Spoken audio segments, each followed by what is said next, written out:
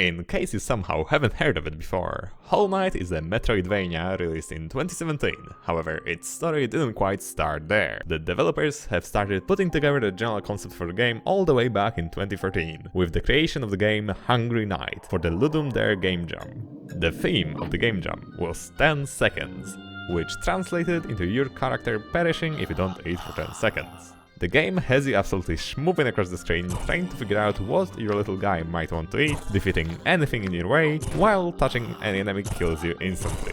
I've put the link in the description if you'd want to try it for yourself. Our knight still had a long way to go, but the elements were there. The iconic look, the dash, the nail. Even the three masks of the Dreamers already make an appearance, as well as the vague shape of some city-like structure in the background. That's where Team Cherry's second game jam comes in, for which they released nothing. They missed the deadline. The event's theme, though, beneath the surface, seemed to be the push the two developers needed, with the game appearing on Kickstarter in 2014, and eventually getting $57,000 out of the $35,000 goal. The campaign also comfortably reached half of the planned stretch goals. To think that with just 10,000 more, Team Cherry would be stuck with another character to add and to accidentally spend years making a whole game for. Anyway, the excitement for the game quickly grew, with a very active Discord community all the way up until release.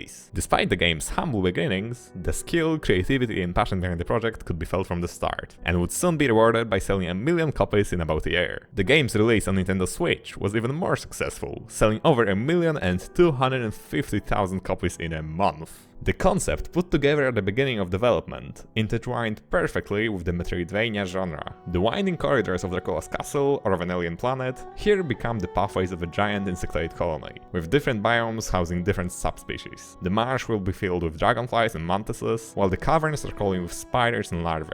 The game's art style stands out from its very first seconds. The game is entirely hand-drawn, which gives it a sense of atmosphere and sincerity. Each area also has a relatively distinct color palette, though they remain similar through sticking to darker tones to match the game's somber atmosphere. Once you literally drop into the gameplay, the classic 2D platforming nature of it becomes apparent. However, the game doesn't just stick to having a solid background for the action. When you move around, your perspective shifts. The attention to detail in the way the player character is animated is impressive as well. Though the character itself matches the art style of the world, as you travel through different areas you might notice realistic particles which can get blown back by your movement, reacting to the direction and length of your jumps. One aspect which I particularly like is the animations that accompany the character's momentum. If you interrupt your movement while in super dash, you'll get to witness your cloak blowing you forwards. Just look at it, I love it so much. The music goes above and beyond as well. Even years before I've properly got into the game, I've heard the soundtrack hundreds of times, as Christopher Larkin seems to have been simply unable to compose something mediocre for this game. Do you want to have a melancholic emotional breakdown?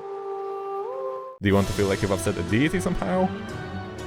Do you want to trigger your fight or flight response? This OST has got you covered. The composer also flaunts something which I'm always delighted to recognize. Larkin's expertise with classical music comes through in many of the pieces. One of my favorite themes, that of the Mantis Lords, feels like a direct reference to the Bach concerto, with the harpsichord leading the main voice for cellos and violins to pick up and expand upon.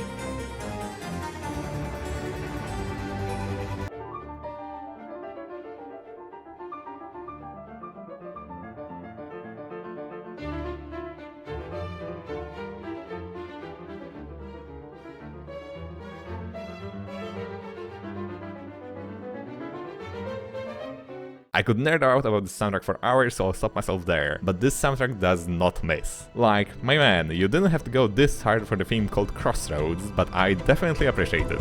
Yeah, so you're gonna want to take the next right, then keep on going for a while until you can take the stairs down, and then keep on going down the corridor, you know. One aspect of the game which I was pleasantly surprised by is the variety of despair presented by the game's world. All the characters are connected by the grim reality they find themselves in. However, it feels as though each character represents a different facet of dealing with that reality. One of the most famous examples, Zod the Mighty, embodies vanity and hubris with every fiber of his tiny being. He was destined for glory after all, and nothing shall stand in his way. Took could very well portray greed or avarice. Everything belongs to her, everything the water brought here was for her. Way wider, closer comparisons could be made. Mask Maker desperately trying to define everything through their vision. Dunk Defender clinging on to long gone values, loyal to a long gone king. I don't think my interpretations of these characters are universal by any means. However, I do think that the lore cleverly woven through the different aspects of the game gives more than enough context for everyone to interpret the characters in their own way, which feels like the best balance a piece of media could strive for. Another element of Hollow Knight which cannot be understated is the balance of content.